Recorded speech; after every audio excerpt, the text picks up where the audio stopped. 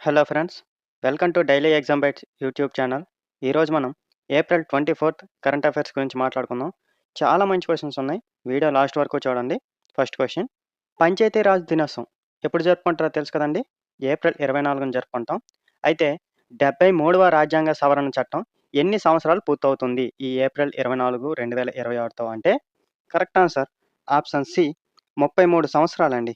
73వ రాజ్యాంగ సవరణ చట్టం ఏప్రిల్ 24, 1993లో అమల్లోకి వచ్చిందండి. రాజ్యాంగంలో భాగం 9లో ఈ పంచాయతీ చేర్చబడిందండి. 11వ షెడ్యూల్‌లో 29 అంశాలు పంచాయతీలకు ఇవ్వబడ్డాయండి. మీరు ఆల్రెడీ పాలిటీలో ఇవి చదివే ఉంటారు. మొదటగా పంచాయతీరాజ్ వ్యవస్థను అమలు చేసిన రాష్ట్రం ఏదండి? మీకు తెలుసు కదా, రాజస్థాన్. అలాగే 73వ సవరణ చట్టాన్ని అమలు చేసిన మొదటి రాష్ట్రం అని అడిగితే మధ్యప్రదేశ్ అండి. సో, కన్‌ఫ్యూజ్ అవ్వకూడదు. మొదటగా పంచాయతీరాజ్ వ్యవస్థను అమలు చేసిన రాష్ట్రం అడిగితే రాజస్థాన్ చెప్పాలి.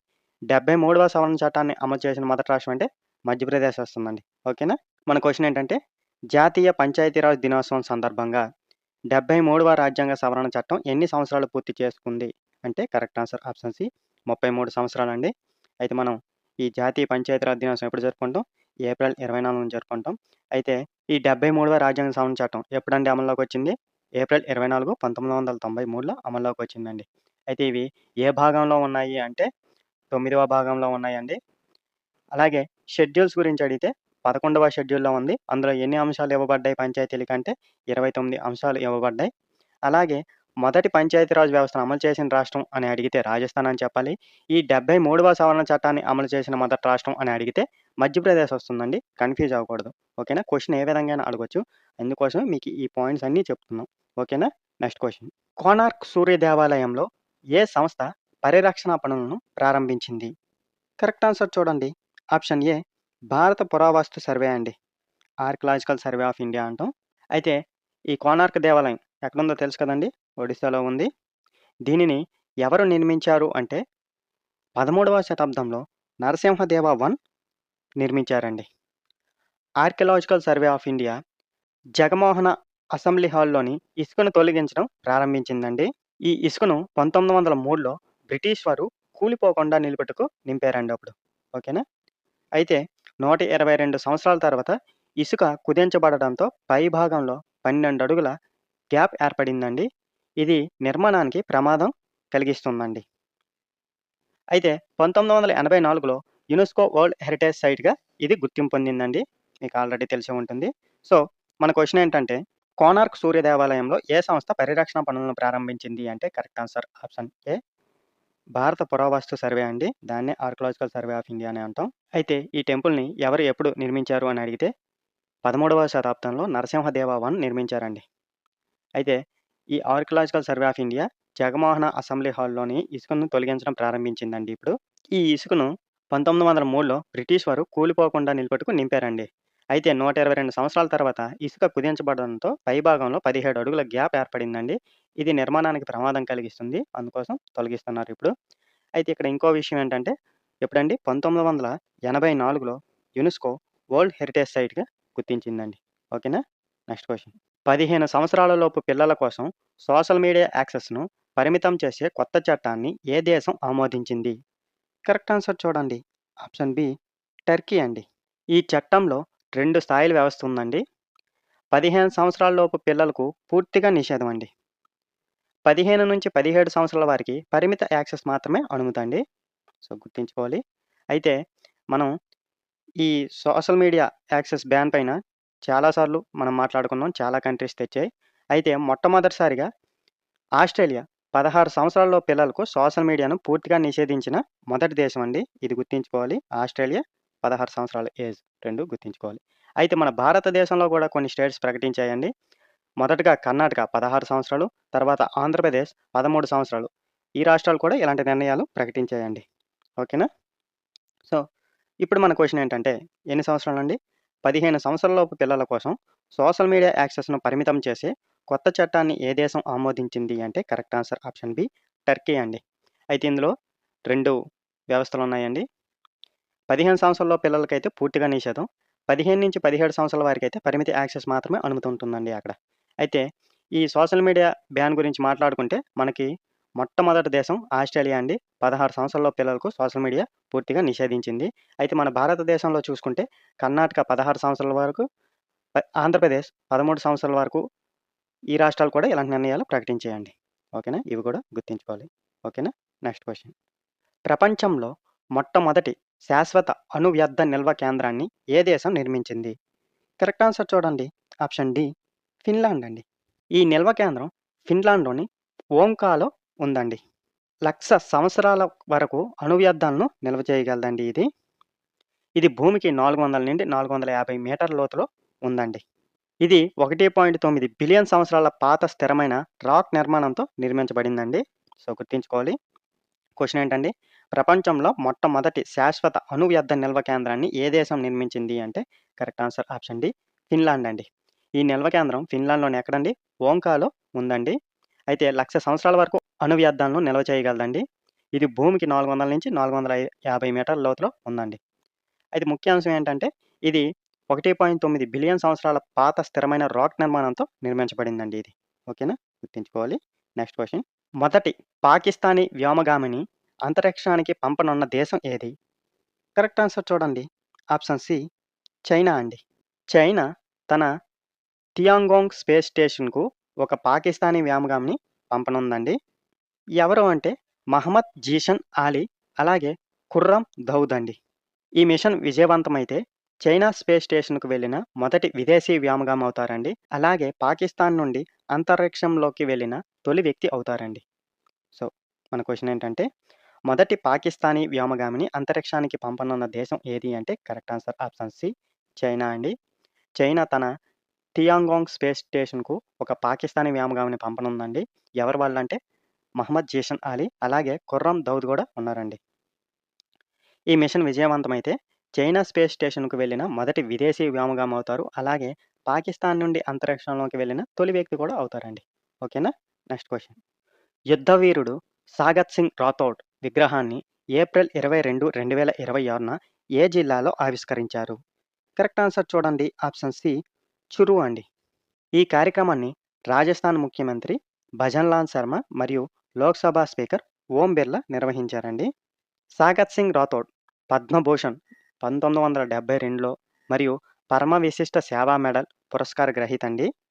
అలాగే ఇతను 1961లో గోవా లిబరేషన్లో ఉన్నారు. 1967 నాతులా కాన్ఫ్లిక్ట్ అలాగే 1971 బంగ్లాదేశ్ లిబరేషన్ వార్లో కూడా కీలక పాత్ర పోషించారండి ఇతను. సో పేరు గుర్తుంచుకోవాలండి. ఎవరు? సాగత్ సింగ్ రాథోడ్ విగ్రహాన్ని ఏప్రిల్ 22, 2026న ఏ జిల్లాలో ఆవిష్కరించారు అంటే correct answer option C Churu అండి. ఎక్కడ ఇదేంటి? రాజస్థాన్ అండి.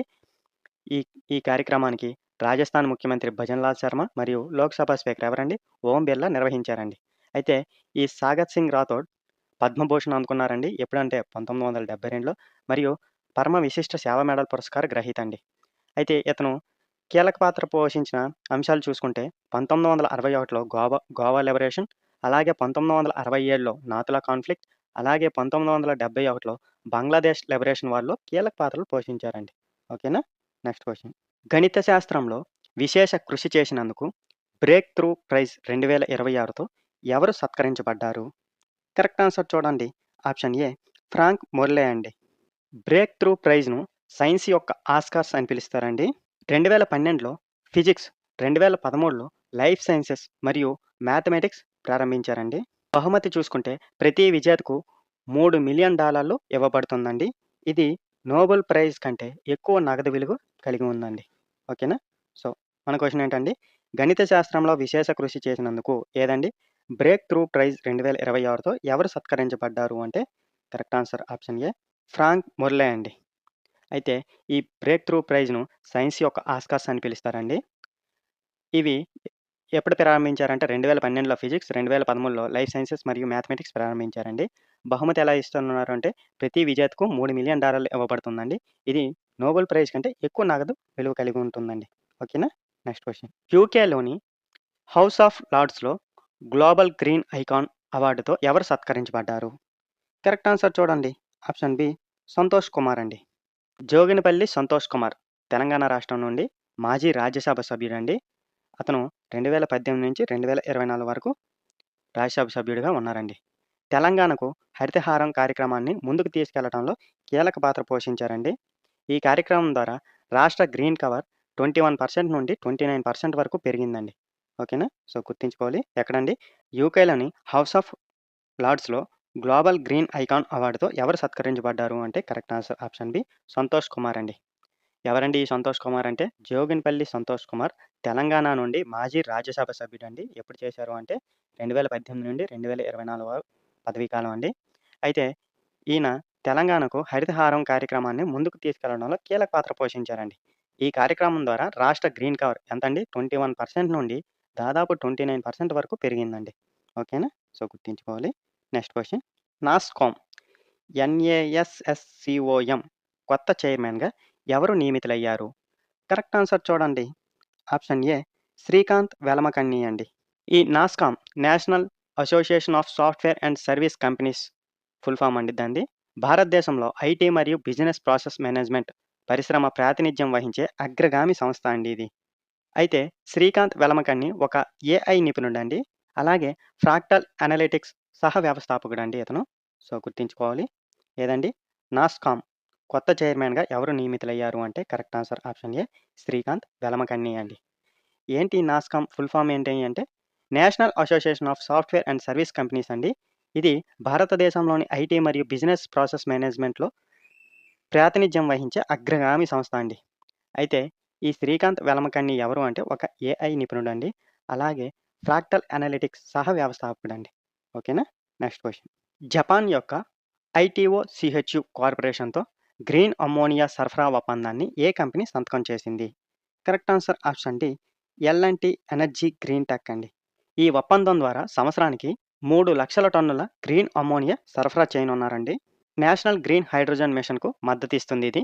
ఉత్పత్తి కేంద్రం గుజరాత్‌లోని కాండ్లాలో ఏర్పాటు చేయబడుతున్నారండి. సో, మన క్వెషన్ ఏంటంటే ఎవరితో అండి? జపాన్ యొక్క ఐటీఓ సిహెచ్యు కార్పొరేషన్‌తో గ్రీన్ అమ్మోనియా సరఫరా ఒప్పందాన్ని ఏ కంపెనీ సంతకం చేసింది అంటే correct answer option D ఎల్&టి energy green tech అండి. అయితే ఈ ఒప్పందం ద్వారా సంవత్సరానికి ఎంతండి? 3,00,000 టన్నుల గ్రీన్ అమ్మోనియా సరఫరా చేయనున్నారండి. అయితే ఈ నేషనల్ గ్రీన్ హైడ్రోజన్ మిషన్‌కు ఇది మద్దతిస్తుందండి. ఉత్పత్తి కేంద్రం ఎక్కడ అంటే గుజరాత్‌లోని కాండ్లాలో ఏర్పాటు చేయనున్నారండి. ఓకేనా? Next question. ఇటీవల వార్తల్లో కనిపించిన శాంటియాగ్విటో అగ్నిపర్వతం ఏ దేశంలో ఉంది? కరెక్ట్ ఆన్సర్ చూడండి. ఆప్షన్ సి గ్వాటమాలా అండి. ఈ అగ్నిపర్వతం 1902లో సంభవించిన శాంటా మారియా అగ్నిపర్వత విస్ఫోటనం తర్వాత ఏర్పడిందండి. ఇది లావా డోమ్ కాంప్లెక్స్ కలిగి ఉందండి. ప్రపంచంలో అత్యంత చురుకైన అగ్నిపర్వతాల్లో ఇది ఒకటండి. సో, గుర్తుంచుకోవాలి. ఇటీవల వార్తల్లో కనిపించిన ఏదండి? శాంటియాగ్విటో అగ్నిపర్వతం ఏ దేశంలో ఉంది అంటే correct answer option C Guatemala అండి.